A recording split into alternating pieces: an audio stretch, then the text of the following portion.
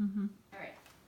All right. My name is Miss Hutchinson Lemby, and today we're going to learn about a problem that many students face when writing and a mistake that many students make when writing. And it's called run-on sentences. And I'm sure you guys heard it, and I'm sure you guys have made those mistakes before in your writing. And we're also going to talk a little about comma splices. So I'm going to pass out a packet of what we're going to be talking about, a mini lesson before we go into the activity. Here you go. Okay. Here you go. Alright, so on the front page, we're going to talk about what a complete sentence is, or also known as an independent clause. So a complete sentence is a complete thought, has minimally two parts, and it has a subject and a verb. So an example that I have right here is, he writes music. Alright, so I'm going to have somebody tell me what the subject is. Kira. He Good. And what would the verb be? writes. And what would the direct object be? Music. Good. Alright. So moving on.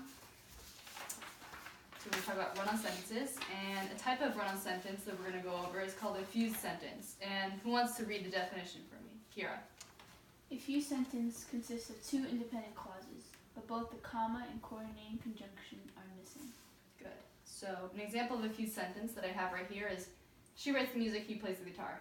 And that has nothing in between, no comma to separate the two clauses or anything. So that is grammatically incorrect. Alright, so we're going to go over some strategies for correcting these fused sentences. First one is going to be to create a compound sentence. And that is basically inserting what is called a coordinating conjunction, which is using the words for, nor, but, yet, and, so, plus a comma. And you'd always put this coordinating conjunction after the comma. Never before the comma, always after the comma. Remember that. So the correct compound sentence for the sentence would be, she writes the music, comma, and he plays the guitar. Or you could say, she writes the music, comma, but he plays the guitar. Anything you want to do. Second way would be to separate independent clauses with periods and capitalizations. So that's basically taking those two independent clauses, separating them totally, putting a period right in the middle, because they're two different ideas, you can do that. So correct sentence would be, she writes music, period, he plays the guitar. It's correct anyway. Third way, which is an unpopular way, is to insert a semicolon. So semicolons should be used sparingly. They're used to connect independent clauses that are closely related or closely correlated. So ideas that are very similar, you put them together. It's like putting a period, same thing like putting a period within two independent clauses, but you just put a semicolon in there. Alright, so fourth way would be to link ideas using a subordinate clause, or what is known as a dependent clause. So you would use although or while in front of it, saying like, while she writes music for Coldplay, comma, he plays the guitar for that band. Alright, moving on to the next page. So I'm not going to go over comma splices that much because it's very similar to what a fused sentence is. So an example of a comma splice I have here, like for the other one, was she writes the music, comma, he plays the guitar. So not correct grammatically. So the strategies I have right here, as you see, would be one, inserting a coordinating conjunction to create the compound sentence, which is what we talked about before, doing the comma and comma but, same thing like fixing a fused sentence, or to insert a semicolon, which is what I talked about before. And you have to make sure, just make sure when you use a semicolon that those meanings have to be closely connected. They cannot be two separate ideas, okay? Alright. So the next page after that is just basically some examples and explanations on what a run-on sentence is. You can look at that later or now if it'll help you. And the page after that is some practice that I have for you, is avoiding some run-on sentences. And I'd like for you to try the first one out, and I'll give you a couple moments to work on that first one, do what you think is right to fix that sentence. And when you're done, I'll call on each of you and have you tell me what you use to fix that sentence, because there's multiple ways to fix it. So if you need help, also call me over and I'll help you. So.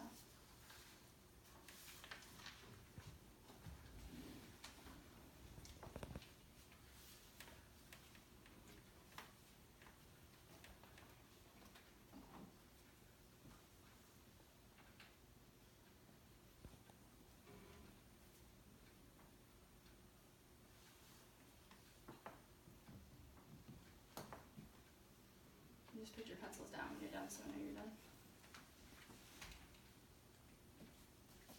Alright, so who wants to go first? Alright, Yeah, you go first. Go ahead. So for my correct one, I said Mhm. I moved. Here, actually, read the incorrect sentence first, and then read the correct one. I moved to the United States when I was young. It was easy to learn English. My parents were already here. They knew English already. All right, now read your correct sentence. I moved to the United States when I was young. It was easy to learn English. My parents were already here and knew English already. Well, tell us where you put commas. Oh, I put a comma after young, Mhm. and then I put a period after English. All right, let me see your pen.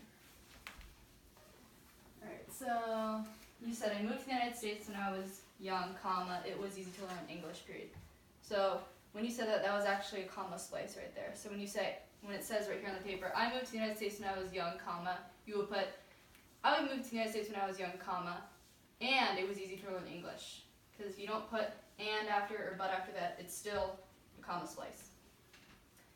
And then you said my parents were already here and they knew English already. Okay, that's That good. was right. Yeah. So just that middle one was a comma slice. All right, anybody else want to share? Kiera?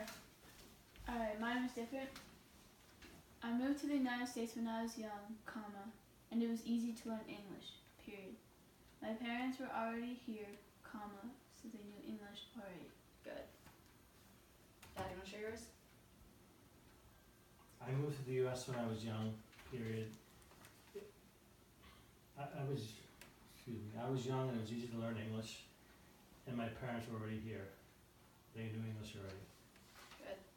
All right.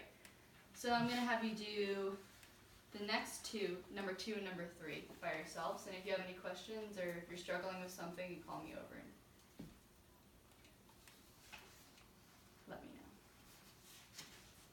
And when you're done, just put your pencils on. You can always refer back to the packet if you need help. Is as a possibility for a coordinating conjunction? Do you know? Yeah, it's. Okay. I didn't list all of the Okay.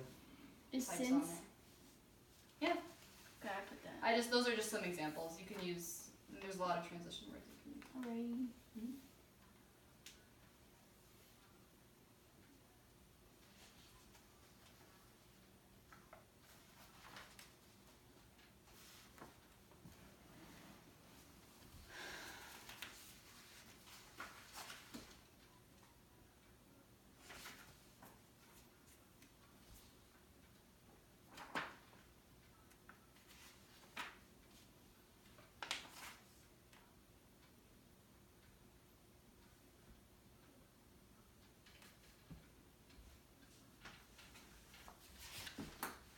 Alright, so we're just gonna go over number 2.